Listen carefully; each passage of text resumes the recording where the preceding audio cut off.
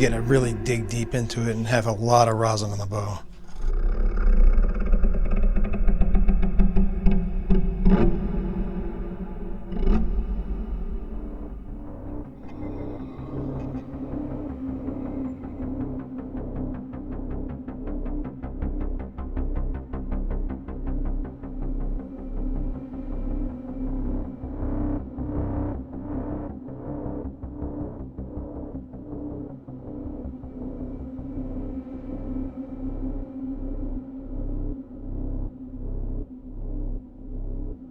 Hey everybody, my name is Kevin Riepl. I'm a composer for film, TV, and video games. Some of my most notable work goes as far back as Gears of War video game, some indie films, Cabin Fever, the remake, and its prequel. Lately, I've worked a lot with Warner Brothers Animation on Crisis on Infinite Earths trilogy and independent film Under Fire, and many, many more.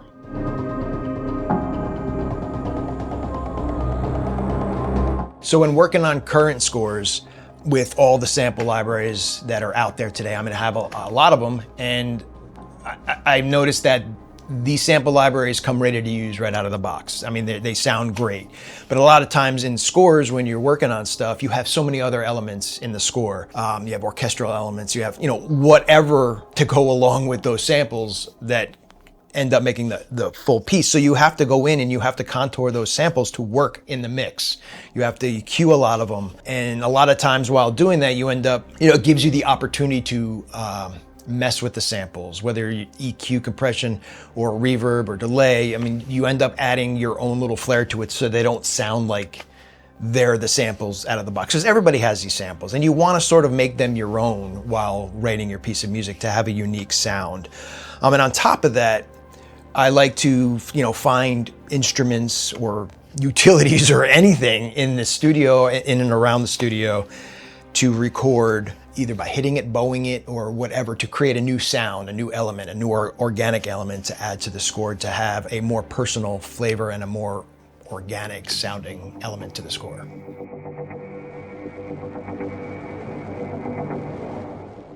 So some of the instruments around the studio that I like to use, one of my favorite ones is called it's either Horror Machine or Noise Machine.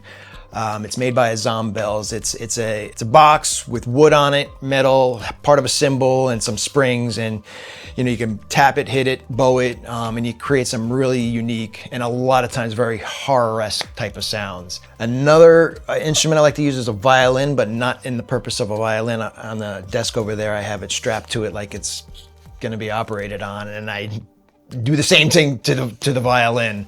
And another one is, just guitars and dobros, as far as I can push them without doing the normal way of playing them. So those are the three main elements of the organic elements that I choose to use on my scores.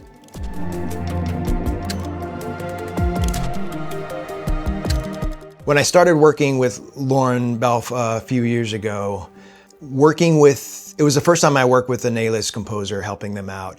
And the approach to adapting to the style, or his style of writing, was a lot more simpler than I thought it would have been. You hear their work on a ton of movies, you know how they write, and if you're a good composer yourself, adapting to their way of telling a story musically is not that difficult. And everybody on the team uses the same samples, same group of stuff. So, and while doing that, you have a little bit of liberty to be creative yourself and inject your own voice to it, but it's still, you have to keep in mind the full vision of the scope of the score and the scope of the story. So in order to get in that position like that for somebody coming up, I think, it's beneficial to hone your chops on all different styles of writing.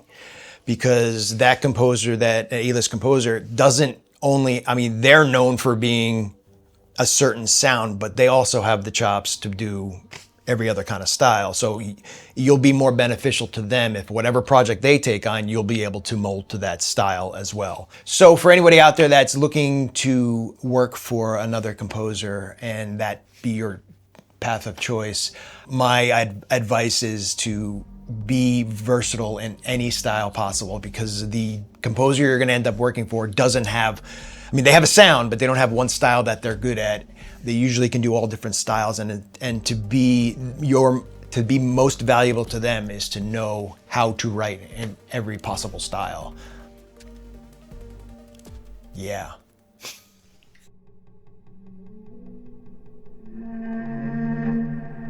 It's very easy in horror to rely on those tropes and produce an acceptable score to some.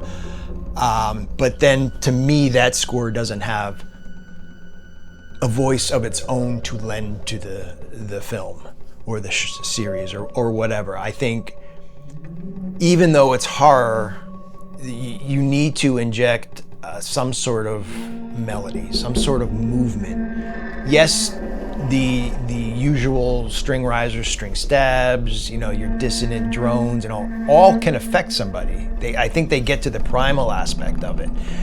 But I think when you need the musical, some sort of musical element to get to the emotional level of someone watching the film to help the story out. So what I try to do, and when I do horror, is exactly that. I try to definitely have some motif or melody or chordal movement to support the emotional aspect on top of the primal.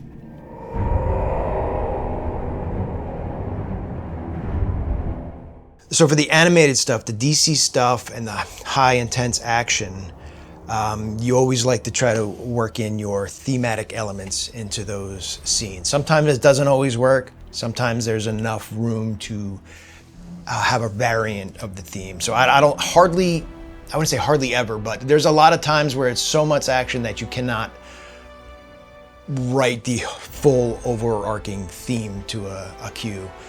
So you take sections, you know, you maybe have an action section to where you're building up the first part of the melody, and then there's a break in the action, and and then it continues. You know, it all depends on what the scene is asking for. Sometimes melodies don't make it into an action cue, but the chord structure does. So there's still that feeling of the theme minus the melody going on in the cue. So, and it's just how it's how you orchestrate it, and how, I mean, you could take an easy way out of, have the percussion underlying everything for the action sequence and do the chord movement on top, and that's action. It sounds good. But I like to, as often as possible, if the scene allows it, is, shift it through orchestra sections or orchestra sections to keep the momentum going. You synth, or just shift don't have the same thing doing the momentum the entire time. And when you start changing it to different sections to help the movement of the piece, it gives you different avenues to explore what section is exploring the theme.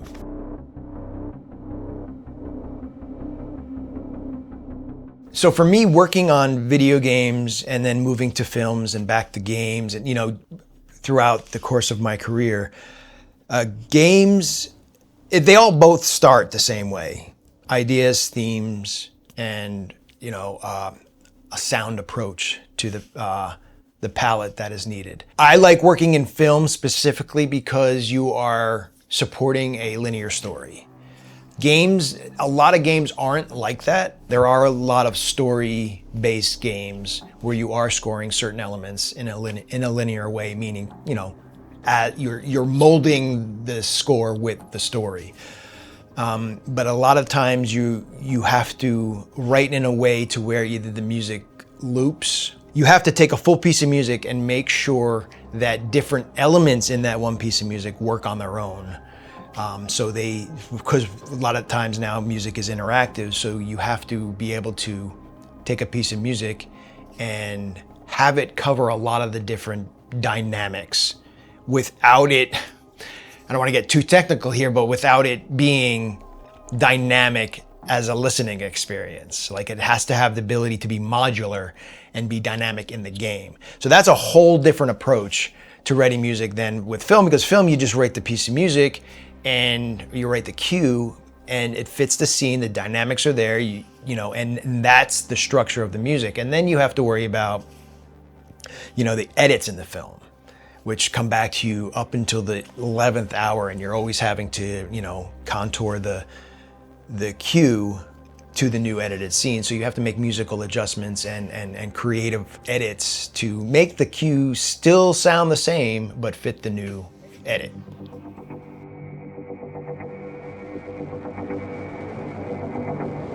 So speaking on edits for films, years ago, I used to work in Digital Performer, and working on cues that had, that had edits in the film just seemed very destructive and very hard to do.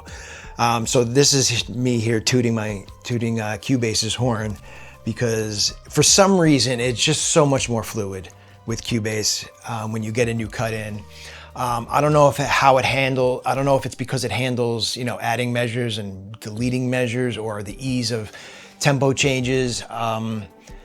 But when there's an edit in and it's not edited to the existing, or it might be edited to the existing cue, where it does actually, the edits fit within tempo, but that's very rare.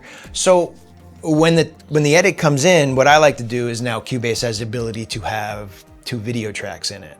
So I'll have the original or the previous edit in with the new edit. I'll line it up, figure out where the new edit is, the either added frames or deleted frames. And then I'll try to keep the piece the exact same, with maybe adjusting a tempo for a few bars. Or if something is 4 bars long and they took out enough to where, okay, it's now that section can only go 2 bars, but I also have to change the tempo. So it's just, you delete that whole section of the 2 bars, you slide it up and you adjust the tempo to make sure that the next cut hits on a downbeat, or any beat, really. I mean, because you can just, okay, it's 2 bars of 4/4, but I want to stay within 5 beats per minute. But it's still not making it to the end of the third bar. So you'll do a 3/4 bar and then go back in. It all depends on what type of element you have in that scene. Is it a rhythmic element, or if it's, just, long notes or stuff that are holding out sus chords. So for some reason, Cubase just makes it very intuitive, very easy to do. And it's also, you have to be creative about it. You have to figure out, how am I going to do this without it sounding like an edit? And it's just basically knowing your DAW and realizing what needs to be done to keep the flow, but also match the new edit. All right, so I'm gonna break down a cue for you guys. This was a cue for a video game, military shooter that actually has a couple seasons like Fortnite does. And this season involves zombies. So go figure, right? So zombies, for the brief, they didn't want horror, they wanted action. And this is basically the lobby theme cue. And this plays when, you're sitting there gearing up, waiting for teammates to join. So it encompasses everything that you would experience before the game, in-game music, and then post-game lobby. So it has a lot of elements to it. The brief was one direction was 4 on the floor, house music, and then the other direction was death metal. So, or death metal, heavy metal. So I said, let's try combining them. So we did that, we being me and the music supervisor. I came up with the idea to combine them. So I started with the beat, and that is this 4 on the floor.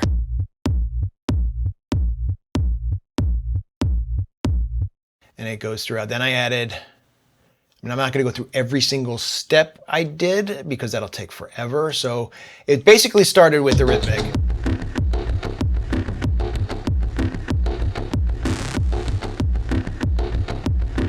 So that was the groove I had. And then I figured, how am I going to incorporate guitar or metal into that? So later on in the cue, we have the guitar, and we have the guitar right here. And with the beats, I don't know if the beats playing.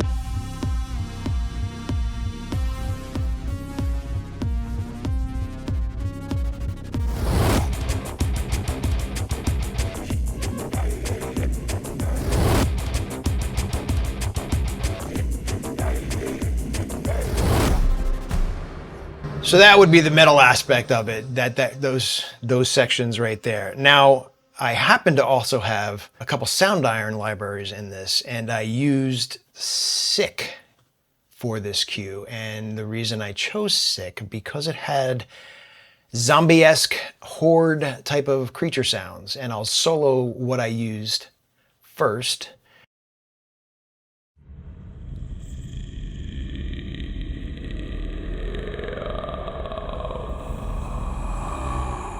How can you not like that? I mean, that should be in every cue. Doesn't matter if it's a zombie cue. And I also included an oldie, the bowed bucket, but it doesn't sound like a bowed bucket because I added distortion on it. And that's basically I'm using just for sound type of effecty stuff. And that's not, the only thing I have on that is the onboard distortion, contact distortion, and I have black hole reverb on it for a little bit of tail.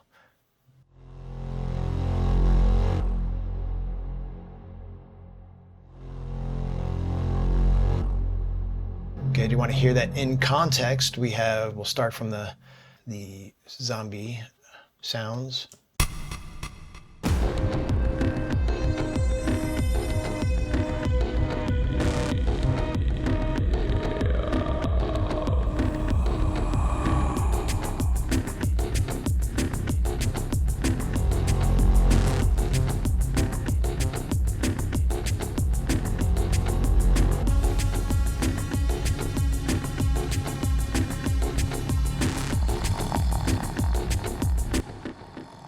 More zombie sounds from Sick 2.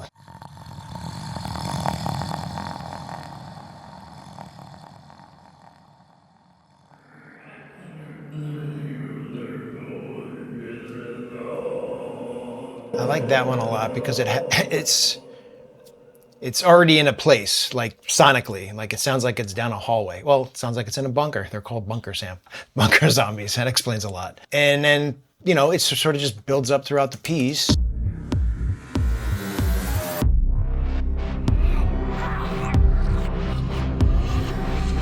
Hear more of those zombies.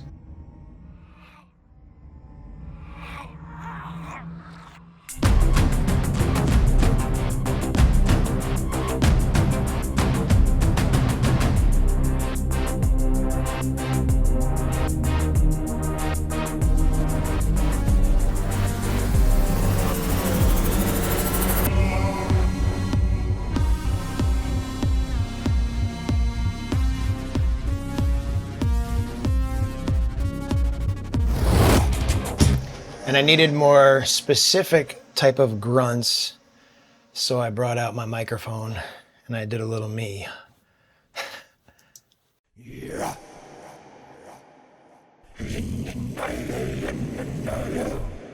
With the guitar.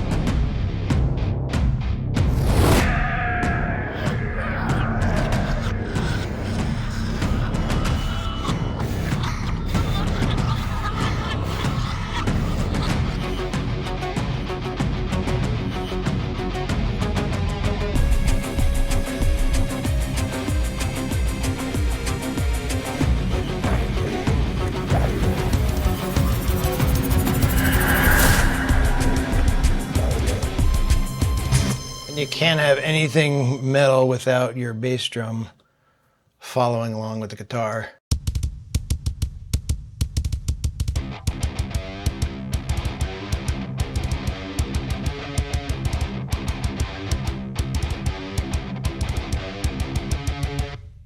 Hey, thanks SOUNDIRON for coming by the studio today. Love talking about the craft and how I do things in here. I hope everybody enjoyed it. I hope I was a little bit informative for some people.